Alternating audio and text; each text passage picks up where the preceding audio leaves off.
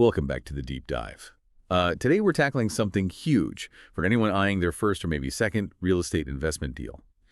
Finding the property can feel like the easy part sometimes, the real puzzle, finding the right money. So we're doing a comprehensive deep dive into financing options specifically for new investors. And our mission isn't just, listing loan types. We want to pull out the key ideas, the why behind financing being the engine for long-term success. Think of it as getting some strategic shortcuts, moving past those standard limitations, and, well, starting to think like a seasoned investor right away. Yeah, and connecting this to the bigger picture, this kind of analysis is frankly critical right now. The market moves fast, doesn't it? Speed, flexibility, they're rewarded, especially in competitive areas. If your financing toolkit is limited, your ability to actually close deals is limited. Simple as that. Understanding this whole spectrum of strategies up front, that's absolutely crucial for getting those successful long-term returns. It turns guesswork into, informed action. Okay, let's unpack this then. For anyone just starting out, the foundation is usually, well, the traditional routes, right? These are often loans really designed for homeowners, people living in the property, but they're often the first stop for a new investor just because they're familiar. That's right. So we're looking first at conventional loans, kind of the gold standard. Needs strong W-2 income, good credit, the works.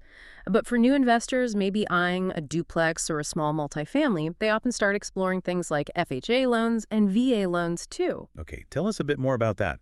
Why are FHA and VA loans such common entry points, even for someone thinking about investment? Well, they just offer really favorable terms that lower the barrier to entry quite a bit. Like FHA loans, they allow down payments as low as 3.5%.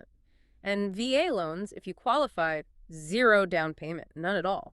Now, the catch for pure investors is usually that requirement to live in one of the units, the whole house hacking strategy. But they really establish a baseline understanding before you move into the more specialized investment stuff. Think of them as like great training wheels.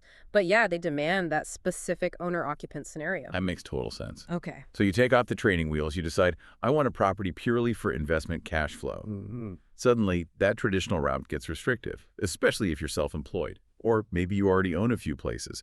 And this is where it gets really interesting, right? Moving into those specialized tools designed for real estate investment. Exactly. This is the leap from, let's say, consumer financing to investor financing. We have to kind of break the mold that says lenders must rely on your personal tax returns. So the first specialized tool we should look at is the DSCR loan. That stands for Debt Service Coverage Ratio Loan. DSCR. Sounds a bit intimidating. What does that ratio actually measure? And who's the ideal person for a DSCR loan? It's actually surprisingly simple, conceptually at least. Instead of digging deep into your personal income, the lender looks primarily at the property itself. The ratio just compares the property's expected rental income to the total mortgage payment that includes principal, interest, taxes, insurance, the debt service. If the rent covers, or better yet, exceeds the debt, you're generally good to go. So like a 1.25 DSCR means the property makes 25% more income than its debt needs. This is perfect for investors who already have several properties, maybe, or for those who are self-employed with significant write-offs. The personal tax returns might show low net income on paper, but the investment property itself, it generates strong cash flow. Okay, that's a massive shift in thinking for a lender. But surely that flexibility comes with a cost or some kind of trade-off. Oh, absolutely. It does. I mean, the lender is taking on more risk by focusing just on the asset and not so much your personal finances, right? So DSCR loans typically carry higher interest rates, and they usually require larger down payments than a traditional conventional loan, often 20%, maybe 25%. You're basically trading lower personal qualification hurdles for higher capital costs. That's the deal. Got it. Makes sense. Moving on then, what about the self-employed investor who maybe doesn't want the higher rates of a DSCR loan, but, their tax returns still don't show their true income? That's where bank statement loans come into play. These are really tailored for self-employed folks. Instead of asking for 2 years of W-2s or tax returns, you provide, say, 12 or maybe 24 months of bank statements, personal or business. The lender then essentially reverse engineers your income by averaging out your deposits over that period. This is huge for entrepreneurs who maximize deductions. They prove they can repay the loan through actual cash flow shown in deposits, not just taxable income. Okay, another great tool. And then finally, the one that seems the most customizable, seller financing. This avoids the bank altogether. For a beginner, what's the key advantage here? And maybe how do you even start that conversation? Right, seller financing. It means the person selling you the property acts as the bank. They hold the note, you make payments directly to them.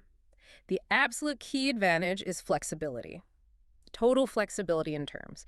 You can negotiate the interest rate, the payment schedule, maybe even when a final balloon payment is due. Plus, it cuts out a lot of the typical closing costs and bank fees. Well, For a beginner, how to initiate it?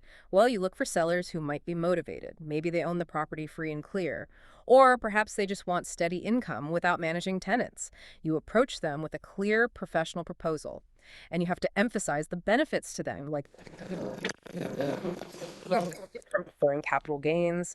It definitely takes some confidence, but yeah, it completely bypasses the rigidity you get with institutional lenders. that is powerful. It really shifts the whole negotiation dynamic. Okay, so we've covered loans from banks, specialized lenders, and even the seller. Now, let's talk about raising the initial capital, the down payment. How can investors do that outside these formal loan routes? We're talking about using assets you already have. Yeah, good point. There are two main ways investors leverage capital they might already control. The first is leveraging equity. This just means tapping into the value you've built up in a property you already own. Often it's your primary residence. You use that equity to fund the down payment or maybe renovation costs for the next deal. And the specific tool for accessing that equity is really important here. We need to talk about the home equity line of credit, fully spelled out. Home equity line of credit. Why is a home equity line of credit often seen as better than, say, a full cash-out refinance when you need quick cash for a down payment? The home equity line of credit, yeah. Let's make sure I say the whole thing is incredibly powerful because it gives you accessible revolving funds. And critically, it does this without forcing you to refinance your entire existing mortgage, which might be at a great low rate you don't want to lose. It basically functions like a credit card that's secured by your home's equity. You only pay interest on the amount you actually draw out, and you can draw, repay, and draw again. That makes it perfect for jumping on a deal quickly when it pops up. It offers liquidity without, unnecessary extra cost or hassle. Okay, so that's leveraging equity. The second method is using private capital. This means getting funds directly from individuals. Could be friends, family, or more formal private money lenders rather than a traditional bank. The big plus here is usually speed and fewer bureaucratic hoops. But using private capital sounds like it needs more than just asking nicely, right? What should new investors be ready for when they approach private lenders? Oh, absolutely. Meticulous groundwork is key. You need a really detailed professional pitch. Something outlining the property's potential returns, your exit strategy, what security you're offering the lender. Often that's a deed of trust on the property. And because the relationship can be more personal, trust is paramount. That means transparent paperwork, crystal clear interest terms, and really defined repayment schedules are non-negotiable. Okay, so taking all this in, what does it really mean for you, the listener, maybe standing there about to do your first deal? The big aha moment, I think, is that financing has to be custom tailored. It's just not a one-size-fits-all application process. It's a strategic choice you make. Absolutely. The success of the deal often hinges on getting that fit right. Investors really need to evaluate 4 specific things to figure out their best financing path. First, your specific income type. Are you W-2, self-employed, relying on portfolio income? This points you immediately toward conventional or bank statement or DSCR loans. Second, your equity. Do you have equity in existing properties? Is a home equity line of credit an option for that down payment? Or are you starting with no equity? Third, your specific investment goals. Are you planning a quick flip in 6 months, or is this a 30-year buy and hold that defines the kind of loan term you want? And fourth, your timeline. How fast do you need to close this deal? Private money or seller financing might be way faster than waiting for a conventional loan approval. Let's run a quick scenario then based on those variables. Say a listener is highly self-employed, good revenue, but maybe low taxable income after deductions. And they need to close a deal super fast because it's a competitive, maybe off-market opportunity. Which 2 tools immediately jump out? Okay, right away, you'd probably look at a bank statement loan or seller financing. The bank statement loan tackles the income verification challenge, right? It proves revenue using deposits, not thin tax returns. And seller financing tackles the timeline issue, letting you bypass that typical, sometimes lengthy 45-day bank underwriting process. Now, if they also had, say, 0 cash for the down payment, then they'd be looking hard at leveraging equity, perhaps through that home equity line of credit we mentioned, or finding private capital for the initial funds. And the really optimistic takeaway here for you, the learner, is that there are so many options available specifically for non-traditional borrowers. If you're self-employed or maybe don't fit that perfect W-2 box, don't feel locked out.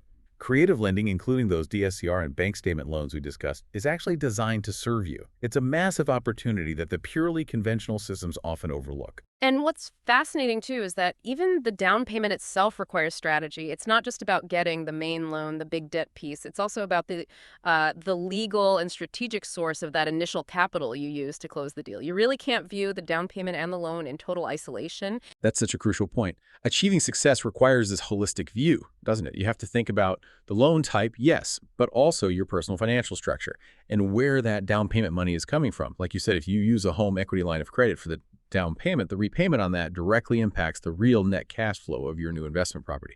Every single choice is connected. All right, let's try to summarize this deep dive into financing for the new investor. We moved pretty quickly from the big three: traditional loans, conventional, FHA, and VA, which are often the starting point. Then we jumped into the more specialized world of DSCR loans, bank statement loans, the flexibility you get with seller financing, and finally, strategically using assets you already have, especially through a home equity line of credit or maybe by tapping into private capital. Yeah, and the core message for you listening is really this: knowledge of all these diverse financing options. That is the key differentiator for new investors who want successful long-term returns. I mean, if you only know how to shop for a standard 30-year fixed-rate mortgage, you're seriously limiting your potential in the market. You've got to diversify your financial knowledge, just like you diversify your property portfolio. Okay, so here's a final provocative thought for you to mull over. We know financing gets customized based on your equity situation and your income type, right? So think about this. What specific financing strategy, maybe using private capital, maybe exploring seller financing, what might open doors for an investor who has a high income, but maybe low available equity for a down payment? Bridging that gap requires some creative structuring. And honestly, that creativity is often precisely where the profit lies when you're starting your real estate journey. Something to think about.